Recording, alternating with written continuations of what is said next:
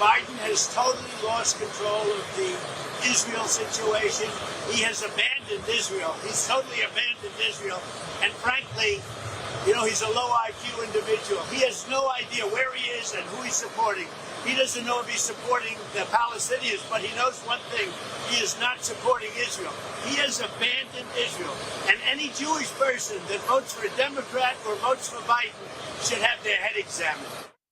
Is that fair criticism, fair comments from 45 with where we stand today and with your expertise, sir?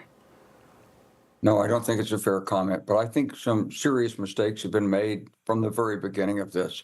Bianca, the United States should have insisted that Israel and Egypt evacuate people from Gaza. Hamas didn't want it. Egypt didn't want them there, but if you pay enough money, he would take them. Had to get the people out of the way before you started the military operation. It's too late to do that and recover from all that now, but it's not too late in terms of the attack on Rafah. We should still be pressing to get those civilians out of Rafah and have Egypt and Israel take them out. There are so many humanitarian agencies that would love to put up the refugee camps and accept these people temporarily. And that should be a principal effort by the United States. But the United States is still very strongly supporting Israel. It's trying to balance this thing off. It's a terrible thing when Hamas says they don't have 40 hostages. You know, that was one of the things today. And I know how the people in Israel feel because I talk to them almost every day. And there's just this terrible sense of deja vu that they can't let Hamas get away with this. And I know the president must feel the same way about it. And somehow got to work through this issue of the civilians that are being used as human shields and hostages.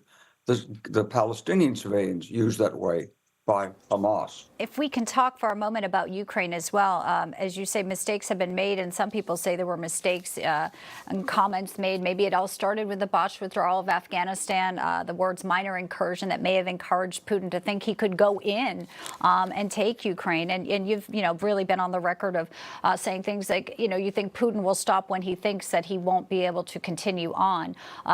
Under this administration, do you think that he will get that signal? For many people who maybe voted for Biden before or supported him, didn't like Donald Trump's bluster or bombastic terms, in many ways, General, they did feel safer because these wars around the world, many say, have come to our footsteps at our open southern border under Joe Biden. Well, Bianca, the truth is that the Afghan withdrawal was built upon a settlement that Donald Trump proposed. And he's the one who left us with no residual force. So President Biden was held and put in the position of, if he was going to try to keep force there, he's going to have to go to war with the Taliban all over again. So he elected not to do that. I'm not going to take up for the way the withdrawal was handled. I think it was handled poorly, particularly by State Department and poor estimation of the staying capacities of the Afghan military. If you turn to Ukraine, that problem goes back to the Obama administration. Basically, the Obama administration told Putin he could have Crimea and told the Ukrainians to get out of it. And so the Ukrainians got out of it in order not to provoke Putin. So there's been a decade of failure in dealing strongly with Putin, including by Donald Trump. All along, Ukraine hasn't been given the military support it needed or the political support it needed.